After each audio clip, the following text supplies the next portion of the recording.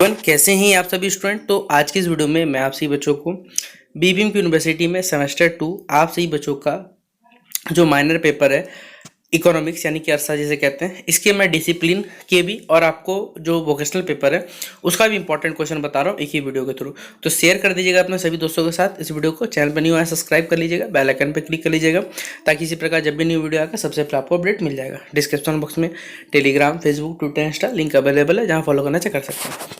सबसे पहला यूनिट 1 में से आपको जो सवाल पूछा जाए 15 नंबर में उसका है अर्थशास्त्र की परिभाषा दीजिए। ये सवाल 5 नंबर में भी आ सकता है, यहाँ तक अगर आ गया 5 नंबर, बाकी ये पूरा जोड़ जड़ के आ गया तो 15 नंबर आएगा, ठीक है। तथा इसके विषय वस्तु यानी सब्जेक्ट मैटर एवं अध्ययन की जो विधियाँ होती है उनकी व्याख्या आपको करनी बोलेगी। तो अर्थशास्त्र का परिभाषा दीजिएगा, इसका विषय वस्तु बताइए, इसका अध्ययन का जो विधि होता है उसके बारे में बताइए, ठीक है। क्वेश्चन नंबर 2 है अर्थशास्त्र का जो स्वरूप होता है और जो क्षेत्र होता है उसके बारे में आपको स्पष्टीकरण करना है, यानी अर्थशास्त्र का नेचर स्कोप के बारे में बताना है। क्वेश्चन नंबर 3 है ये सवाल ये सब्जेक्ट तो वीवाई कर दीजिए कि अर्थशास्त्र में जो हम लोग केंद्रीय आर्थिक समस्या देखते हैं उनकी व्याख्या करिए, सेंट्रल इकोनॉमिक प्रॉब्लम्स क्या होता है उनके बारे में बताइए। चौथा क्वेश्चन है उत्पादन संभावना वक्र जिसे प्रोडक्शन प्रोबेबिलिटी पॉसिबिलिटी कर्व कहते हैं, ये क्या होता है, इसके गुण एवं महत्व के बारे में बताना है। क्वेश्चन नंबर 5 है अर्थशास्त्र को सीमित संसाधनों का प्रबंधन क्यों कहा जाता है, ये कथन के बारे में आपको स्पष्टीकरण देना है। ये सब 15 नंबर का सवाल है। 5 नंबर का सवाल में आ सकता है कि नॉर्मेटिव एंड पॉजिटिव अर्थशास्त्र में क्या अंतर होता है, संसाधनों की दुर्लभता यानी स्कार्सिटी का क्या अर्थ है, उत्पादन संभावना वक्र में झुकाव का क्या कारण होता है, अर्थशास्त्र का अध्ययन किन 2 प्रमुख विधियों से किया जाता है, फिर केंद्रीय आर्थिक समस्याओं को 3 उदाहरण दीजिए। एक अंक के प्रश्न की बात करें तो अर्थशास्त्र शब्द किसने दिया, उत्पादन संभावना वक्र किसे प्रदर्शित करता है, संसाधन किसे कहते हैं, दुर्लभता का सिद्धांत किसने प्रतिपादित किया और अर्थशास्त्र के 2 मुख्य प्रकार होते हैं वो कौन कौन से होते हैं ये बताना है, ठीक है। अगला यूनिट 2 है कंज्यूमर बिहेवियर के बारे में। तो कार्डिनल यूटिलिटी एनालिसिस जो यानी कार्डिनल उपयोगिता सिद्धांत, इसकी व्याख्या करनी है, इसकी सीमितता बताना है। फिर सीमांत उपयोगिता का नियम समझाइए, इसके व्यवहारिक उपयोग समझाइए, सम सीमांत उपयोगिता का नियम बताइए और क्या जो उपभोक्ता संतुलन है उसकी शर्तें भी बताना है। उदासीनता वक्र विश्लेषण की व्याख्या करें, इसके गुण बताएं, आय प्रभाव तथा और या फिर कह सकते हैं प्रतिस्थापन प्रभाव होता है उसमें अंतर बताएं, मांग और आपूर्ति के जो निर्धारक होते हैं उनको समझाने बोला क्वेश्चन नंबर 6 में। क्वेश्चन नंबर 7 है मांग और आपूर्ति के नियम की व्याख्या करें तथा ग्राफ द्वारा प्रदर्शित करें। 5 अंकों के सवाल यहाँ देख सकते हैं, कुल उपयोगिता है, सीमांत उपयोगिता, उपभोक्ता संतुलन, उदासीनता वक्र के गुण, मांग वक्र के दाएं या बाएं खिसकने के कारण बताइए, आय प्रतिस्थापन प्रभाव में अंतर बताएं। एक अंक में लिख सकते हैं उपयोगिता का अर्थ क्या होता है, सीमांत उपयोगिता नियम किसने दिया, उदासीनता वक्र हो गया, ये सभी के सभी 1 नंबर में। यूनिट 3 में थ्योरी ऑफ प्रोडक्शन है, जिसे 15 नंबर सवाल में बात करें तो उत्पादन फलन प्रोडक्शन फंक्शन क्या होता है, लघु अवधि और दीर्घ जो अवधि उत्पादन फलन में अंतर बताना है, परिवर्ती अनुपात का नियम लॉ ऑफ वेरिएबल प्रोपोर्शन क्या होता है, ग्राफ से स्पष्टीकरण करना है, प्रतिफल के नियम की व्याख्या करनी है, उत्पादन में पैमाने की अर्थव्यवस्था क्या क्या होती है ये बताना है। 5वां क्वेश्चन है आइसोक्वांट और जो हमारे पास आइसोकॉस्ट होता है रेखा क्या होता है और उत्पादक का संतुलन जो होता है वो समझाने बोला गया है। यहाँ पर जितने सवाल नीचे देख सकते हैं ये सब के सब 5 नंबर के सवाल है जो पेपर में बन सकते हैं, ठीक है। तो इसे अच्छे पढ़िएगा। 1 नंबर के सवाल में उत्पादन किसे कहते हैं, इसके प्रतिवर्ती अनुपात का नियम किसने प्रतिपादित किया, ये सभी के सभी ये हमारे यूनिट 3 के हैं। यूनिट 4 में थ्योरी ऑफ कॉस्ट रेवेन्यू के बारे में, जिसे 15 नंबर साल में लागत यानी कॉस्ट की संकल्पना क्या होती है, अल्पकालीन और दीर्घकालीन लागतों को संबंध स्पष्ट करें, औसत लागत यानी जिसे हम लोग एसी कहते हैं शॉर्ट में, ठीक है। सीमांत लागत, मार्जिनल यूटिलिटी या फिर मार्जिनल हमारे पास यहाँ पर बताना है, जो टोटल कॉस्ट होता है हमारे पास इसके बारे में बताना है, राजस्व की संकल्पना क्या होती है ये बतानी है। ये सब के सब यूनिट 3 में, ठीक है। फिर ब्रेक इवन एनालिसिस क्या होता है, लागत और राजस्व के परस्पर संबंध व्याख्या करनी है। या नीचे 5 अंक का सवाल है, सारा का सारा आप देख सकते हैं, ठीक है। ये सबको पढ़ लीजिएगा। टोटल 5 क्वेश्चन है। 1 नंबर में देख सकते हैं लागत किसे कहते हैं ये पूछा हुआ है। फिर अगला सीमांत राजस्व क्या होता है, ब्रेक इवन बिंदु क्या अर्थ होता है, ये सबके से 1 नंबर में। ये ऊपर वाला जितना सब था ये डिसिप्लिन सेक्शन से था। अब यहाँ वोकेशनल का आपका सिलेबस शुरू होता है। तो मॉड्यूल 1 में बेसिकली फाइनेंशियल लिटरेसी है, जिसमें 15 नंबर का सवाल है कि वित्तीय साक्षरता यानी फाइनेंशियल लिटरेसी आप क्या समझते हैं, इसके अर्थ और महत्व की आपको व्याख्या करनी बोली गई है। फिर वित्तीय साक्षरता के स्तंभ यानी पिलर्स ऑफ फाइनेंशियल कौन कौन से होते हैं विस्तार पर बताना है। वित्तीय साक्षरता का क्षेत्र और इसके लाभ स्पष्ट करें। भारत में वित्तीय साक्षरता के स्तर में सुधार की आवश्यकता क्यों है विस्तार से बताना है। फिर वित्तीय साक्षरता और आर्थिक विकास के संबंध में स्पष्ट करें। या नीचे जितने सवाल दिए हुए ये सब के सब 5 नंबर के लिए टोटल 5 सवाल इंपॉर्टेंट है।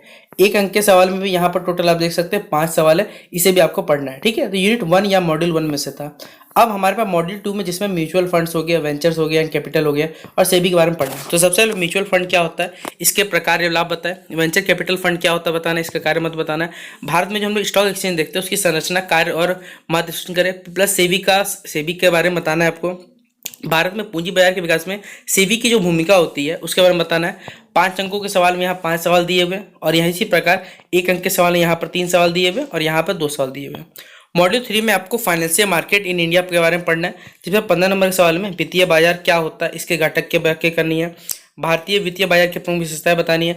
भारतीय वित्तीय बाजार की संरचना, कंपोजिशन का वर्णन करना है। भारतीय वित्तीय बाजार की सीमाएं बतानी है। भारतीय वित्तीय बाजार में सुधार के उपाय बताने हैं। 5 अंकों के सवाल में यहाँ पर 5 सवाल बता दिए गए हैं और 1 अंकों के सवाल में इसी प्रकार 5 सवाल यहाँ बताएंगे। ठीक है। मॉड्यूल 4 में बेसिकली सेंट्रल बैंक और जो कमर्शियल बैंक होते हैं, केंद्रीय बैंक और जो हम लोग बिजनेस पर्पस बैंक का इस्तेमाल करते हैं, कमर्शियल बैंक, उनका बताना है हमारे पास। तो केंद्रीय बैंक क्या होता है, इसकी परिभाषा, इसके प्रमुख कार्यों की व्याख्या करें। ऋण नियंत्रण यानी क्रेडिट कंट्रोल में केंद्रीय बैंक की भूमिका का विस्तार से वर्णन करना है। वाणिज्यिक बैंक जिसे कमर्शियल बैंक कहते हैं, इसके कार्यों की व्याख्या करनी है। भारतीय वाणिज्य में जो हम नॉन परफॉर्मिंग एसेट देखते हैं, एनपीए शॉर्ट कहा था, इसकी समस्या विश्लेषण करना है। टोटल यहाँ 6 सवाल है 15 नंबर के लिए। 5 अंकों के लिए पहला सवाल है कि केंद्रीय बैंक का मुख्य कार्य बताइए, इस पर 5 सवाल दिए हुए और यहाँ पर 1 अंकों में भी टोटल यहाँ पर 5 सवाल दिए हुए। तो ये था आपसे बच्चों का माइनर पेपर इकोनॉमिक्स, चाहे वो डिसिप्लिन से था चाहे वोकेशनल से था, सारा इंपॉर्टेंट क्वेश्चन हमने बता दिया। अब आपसे बच्चों जो हम लोग माइनर पेपर का सिलेबस बता रहे हैं, सो माफ करिए क्वेश्चन बता रहे हैं, वो सोशियोलॉजी यानी समाजशास्त्र का है। तो सबसे पहले यूनिट 1 इंट्रोडक्शन टू सोशियोलॉजी, ठीक है। 15 नंबर सवाल में समाजशास्त्र की परिभाषा दीजिए, इसके स्वरूप यहाँ तथा क्षेत्र की व्याख्या करें। समाजशास्त्र को मनोविज्ञान, विज्ञान, एंथ्रोपोलॉजी, अर्थशास्त्र, राजनीति क्यों कहा जाता है, ये इसके में जो संबंध होता है वो स्पष्ट करने बोला गया। फिर आधुनिक युग में समाजशास्त्र की प्रासंगिकता क्या है, उस पर चर्चा करना है। समाजशास्त्र के अध्ययन की उपयोगिता और सीमाएं बताएं। समाजशास्त्र के वैज्ञानिक स्वरूप की व्याख्या करें, ठीक है। 5 अंकों के सवाल में समाजशास्त्र की 2 परिभाषा लिखनी है। समाजशास्त्र का विषय वस्तु क्या है, समाजशास्त्र और मनोविज्ञान के बीच संबंध क्या होता है, समाजशास्त्र की उपयोगिता क्या है। 5वां सवाल है आधुनिक समाज में समाजशास्त्र क्यों आवश्यक है, ये भी बताना, ठीक है। यहाँ 1 अंक का प्रश्न दिए हुए टोटल हमारे पास, ठीक है। यहाँ 1 अंक के सारे सवाल है, इसे नोट डाउन करिएगा। यूनिट 2 में प्राइमरी कंसेप्ट और सोशियोलॉजी है, ठीक है, जिसमें 15 नंबर सवाल में समाज की परिभाषा दीजिए तथा इसके प्रमुख लक्षण बताएं। समुदाय क्या होता है, समाज समुदाय में अंतर बताने बोला गया आपको। संगठन और संस्था में क्या अंतर होता है, लोकाचार, नैतिकचार और रीतियों की व्याख्या करनी बोली है। सामाजिक संस्था की विशेषता और प्रकार बताएं। 5 अंकों के सवाल में समाज और समुदाय के 2 अंतर बताएं। संस्था क्या, उदाहरण से बताएं। लोकाचार और नैतिकचार में अंतर बताएं। रीतियां समाज को कैसे प्रभावित करती है। सामाजिक संस्थाओं के 2 प्रमुख कार्य बताएं। फिर अगला हमारे पास 1 अंक के सवाल है सोसाइटी किस भाषा से लिया गया है, लोकाचार क्या है, नैतिकचार क्या है, ठीक है, संस्था का क्या उदाहरण होता है, फिर एसोसिएशन हिंदी में क्या कहा जाता है, ये बताना है। यूनिट 3 में group status and role, culture and civilisation पढ़ना है। तो 15 नंबर के सवाल में समूह की परिभाषा, विशेषता एवं प्रकारों की व्याख्या करें। फिर संदर्भ समूह क्या होता है, उदाहरण से बताएं। सामाजिक स्थिति और भूमिका रोल क्या होता है, इनके प्रकार एवं परस्पर संबंध स्पष्ट करें। संस्कृति और सभ्यता के अंतर स्पष्ट करें। संस्कृति और व्यक्तित्व के बीच जो संबंध होता है उनकी व्याख्या करें। संस्कृति के घटक यानी कल्चर और कॉम्प्रिहेंसिव कल्चर के बारे में बताएं। यहाँ जितने सवाल दिए हुए ये नीचे में, ये सब के सब आपका 5 नंबर का सवाल है, ठीक है। तो इसे इंपॉर्टेंट कर लीजिएगा। हमारे पास टोटल यहाँ पर 5 सवाल दिया हुआ है। बाकी 1 अंक का सवाल भी लिखा, समूह को उदाहरण दीजिए। स्थिति कितने प्रकार की होती है, ठीक है, स्थिति मतलब स्टेटस समझिएगा, ठीक है। तो यहाँ पे टोटल 5 सवाल दिया हुआ है। यूनिट 4 में social change and social control के बारे में पढ़ना है आपको। अगला यूनिट 4 है social change and social control के बारे में। तो 15 अंकों के सवाल के बारे में बात करें तो सामाजिक परिवर्तन क्या होता है, इसके प्रकार और प्रमुख जो कारक होते हैं उनकी व्याख्या करनी बोली गई है। क्वेश्चन नंबर 2 में सामाजिक परिवर्तन के पैटर्न स्पष्ट करें। क्वेश्चन नंबर 3 है सामाजिक नियंत्रण क्या होता है, इसके प्रकार, माध्यम और एजेंसी बताएं। क्वेश्चन नंबर 4 है सामाजिक परिवर्तन और सामाजिक नियंत्रण के बीच स्पष्ट करें। 5वां क्वेश्चन है आधुनिक भारत में सामाजिक परिवर्तन के प्रमुख कारण बताएं। 5 अंकों के सवाल के बारे में बात करें तो यहाँ सामाजिक परिवर्तन के 2 विशेषता बताएं, सामाजिक परिवर्तन कारक बताएं, औपचारिक अनौपचारिक सामाजिक नियंत्रण बताना है। फिर नीचे क्वेश्चन नंबर 4 है, 5 इस प्रकार दिया हुआ 5 नंबर के सवाल में। यहाँ 1 अंक के सवाल लिखे हुए, आप सारे के सारे सवाल को नोट डाउन करिएगा। टोटल यहाँ पर 5 सवाल दिए गए आपके लिए, ठीक है। अगला हमारे पास है ये माइनर पेपर जो सोशियोलॉजी जिन भी बच्चों ने वोकेशनल रखा हुआ है उनका यहाँ पर सारे इंपॉर्टेंट क्वेश्चन है। पहला ही है introduction to the sociology of medical and basically health and medicine के बारे में। तो स्वास्थ्य चिकित्सा में समाजशास्त्र की उत्पत्ति और विकास जो होता है उसके बारे में व्याख्या करनी है। बीमारी और चिकित्सा मेडिसिन के बेसिकली सामाजिक एवं सांस्कृतिक जो आयाम है उनकी व्याख्या करनी है। रोग, बीमारी, अस्वस्थता की अवधारणा को समझिए तथा इनमें इन तीनों में अंतर बताना है। आधुनिक समाज में स्वास्थ्य और चिकित्सा के अध्ययन को महत्व स्पष्ट करें। 5वां क्वेश्चन है समाज स्वास्थ्य के स्वरूप और व्यवहार को कैसे प्रभावित करता है, उदाहरण से बताएं।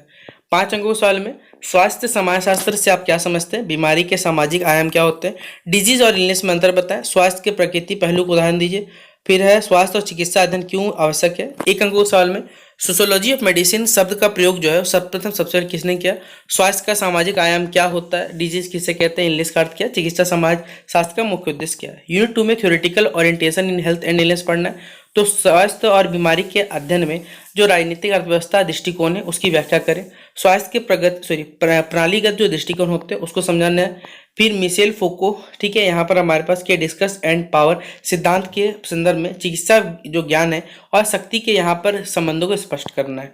स्वास्थ्य और चिकित्सा पर नारीवाद दृष्टिकोण की व्याख्या करनी है। इन चारों दृष्टिकोण में से किसी दो का तुलनात्मक विश्लेषण करना है। 5 अंकों के सवाल यहाँ पर दिए गए। राजनीतिक अर्थव्यवस्था दृष्टिकोण का मुख्य विचार क्या है आपको बताना है। सिस्टम अप्रोच के 2 प्रमुख घटक बताना है। डिस्कोर्स का स्वास्थ्य अध्ययन में क्या महत्व है, इस प्रकार दिया हुआ है। 1 अंक का सवाल देखिएगा यहाँ पर, तो डिस्कस एंड पावर सिद्धांत किसने दिया, नारीवादी दृष्टिकोण मुख्यतः किस पर केंद्रित होता है, पॉलिटिकल इकोनॉमिक का प्रमुख ध्यान किस पर है, सिस्टम अप्रोच में स्वास्थ्य को किस प्रकार देखा जाता है और स्वास्थ्य अध्ययन में जो शक्ति होता है उसको क्या अर्थ है। यूनिट 3 में नेगोशिएटिंग हेल्थ एंड इलनेस के बारे में, तो चिकित्सा व्यवहार की समाजशास्त्रीय व्याख्या करें। भारत में जो स्वास्थ्य नीति है उसका विकास और प्रमुख विशेषताएं बताने बोला गया। भारत में स्वास्थ्य नीति लागू करने वाले जो चुनौती थी उनको आप चर्चा करने बोला है। पारंपरिक एवं आधुनिक चिकित्सा पद्धति की तुलना करने बोला है। स्वास्थ्य सेवाओं में असमानता जो देखी जाती है उसमें सामाजिक कारण बताना है। 5 अंकों के सवाल है, ये सारे के सारे सवाल दिए हुए, तो इसे आप नोट डाउन करें 5 अंकों में, ठीक है। 5 सवाल दिए गए, बाकी 1 नंबर के सवाल दिया। भारत में पहली बार राष्ट्रीय जो स्वास्थ्य नीति है वो कब लागू हुई थी ये हमें बताना है। मेडिकल प्रैक्टिस कैसे कहा जाता है, ये सबके सब सवाल 1 नंबर में आ सकता है, ठीक है। यूनिट 4 में hospital health educators and counsellor के बारे में पढ़ना है। तो अस्पताल की सामाजिक संरचना की व्याख्या करनी है। अगला क्वेश्चन है, अस्पताल में सामाजिक भूमिकाओं और व्यावसायिक समूह का वर्णन करने बोला है। स्वास्थ्य शिक्षकों और जो परामर्शदाता होगी जिसे काउंसलर कहते हैं उनकी भूमिका समाज में विस्तृत करें। स्वास्थ्य सेवाओं में परीक्षकों की भूमिका तथा प्रशिक्षण की आवश्यकता पर चर्चा करें। डिप्लोमा और जो प्रमाण पत्र धारक होते हैं उनकी भूमिका और क्षमता पर टिप्पणी करें। 5 अंकों सवाल दिए हुए, अस्पताल का भूमिका बताना है, स्वास्थ्य शिक्षक का कार्य बताना है। ये सब के सब सवाल जो है वो 5 नंबर में टोटल 5 सवाल दिए गए। बाकी 1 नंबर के सवाल है अस्पताल किस प्रकार की संस्था, ये सब पूछा हुआ है, ठीक है। अगला हमारे पास, अगला नहीं, खत्म हो गया हमारे पास।